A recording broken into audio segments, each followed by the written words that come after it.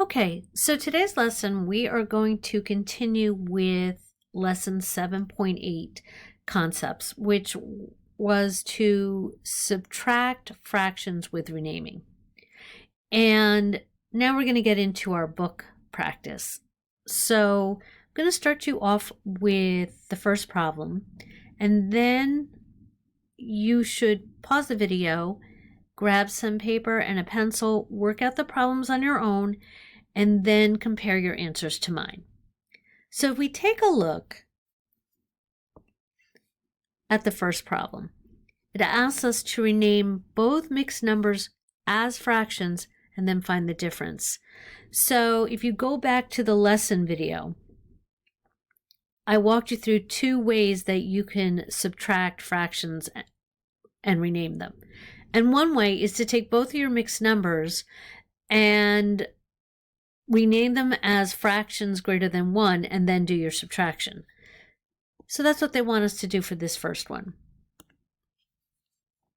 So looking at 3 and 3 6, I'm going to take my denominator of 6, multiply it by 3, that gets me to 18. I'm going to add back my numerator of 3, and that's going to get me 21. Go down to my bottom fraction, 1 and 4, 6. 6 times 1 is 6, plus 4 more is 10. So I've got 10 sixths, and now I can do my subtracting. 21 sixths minus 10 sixths equals 11 sixths.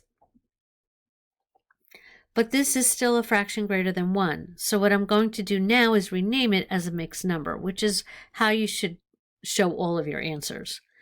So I look here, I've got 6 as my denominator. I can make one group of 6, and that would give me 5 left over. So I'm left with a mixed number of 1 and 5 sixths. What I'd like you to do is try numbers 2, 3, and 4. Pause your video now, work out the problems on your own, and then compare your answers to mine.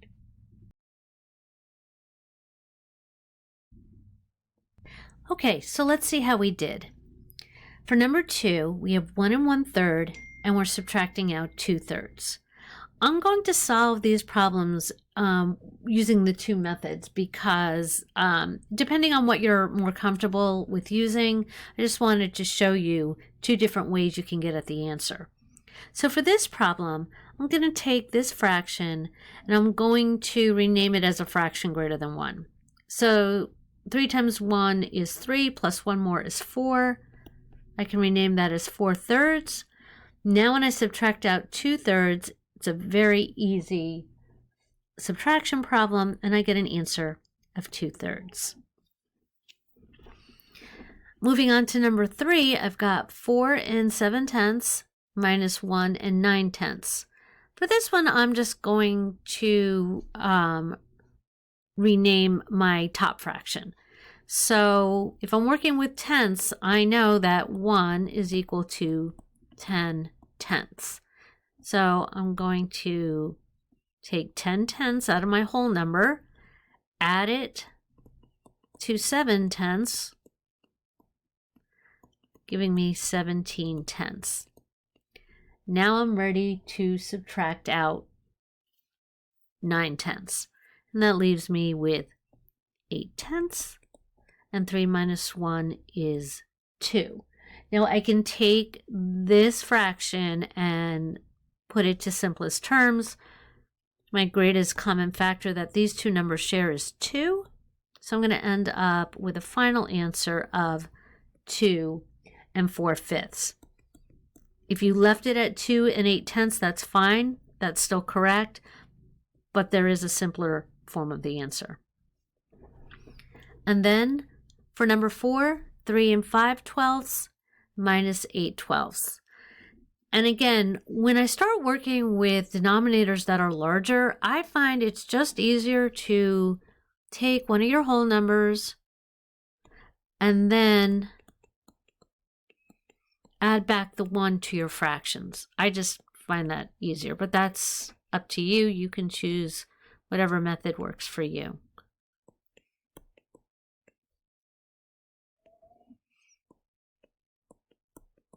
All right, so I've got 17/12 minus 8/12. That's going to leave me with 9/12. I have 2 minus, there's no whole number here, so I'm just going to bring down the 2. So I've got an answer of 2 and 9/12. Again, this is sharing, these two numbers share a common factor of 3, so I can bring this down to simplest form and restate this as 2 and 3/4 for a final answer. So hopefully you did well on these problems. And if you're ready for more practice, we'll move on to the bottom problems 5, 6, and 7.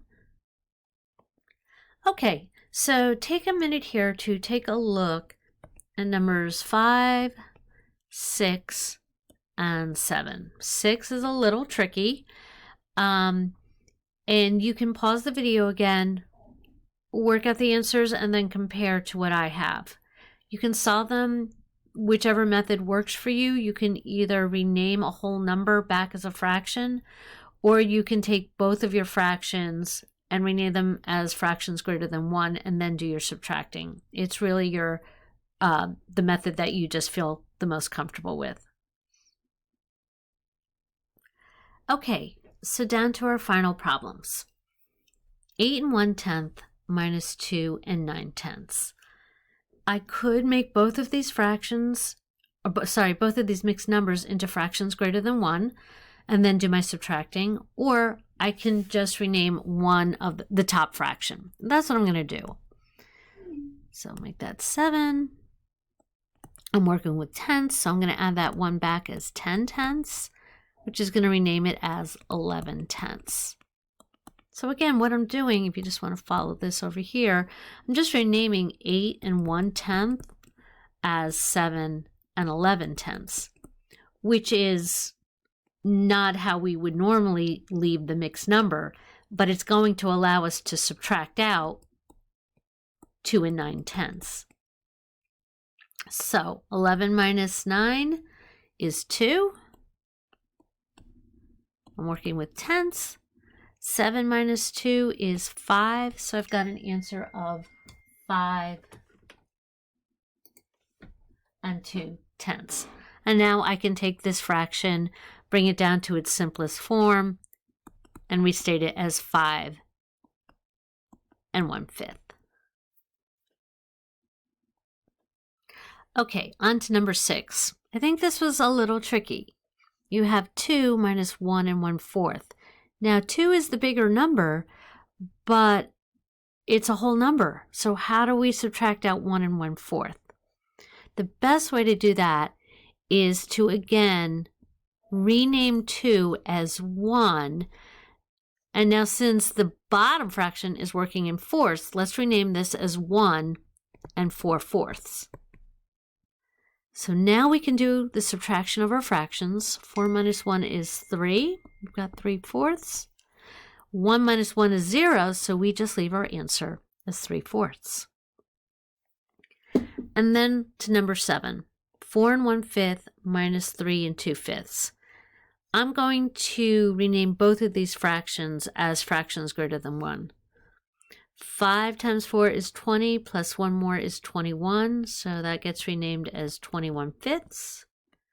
Bottom fraction, 5 times 3 is 15, plus 2 more is 17, so that's going to be 17/5. Okay, and so when I subtract out 21 from 17, or 17 from 21, I get 4/5. And this is a fraction that is not greater than 1, so we could just leave it alone, and it's already in simplest form. So those are some of the problems from the book. I hope you got a chance to practice solving these problems. And if you are still running into problems, please return to the video that goes through lesson 7.8 concepts.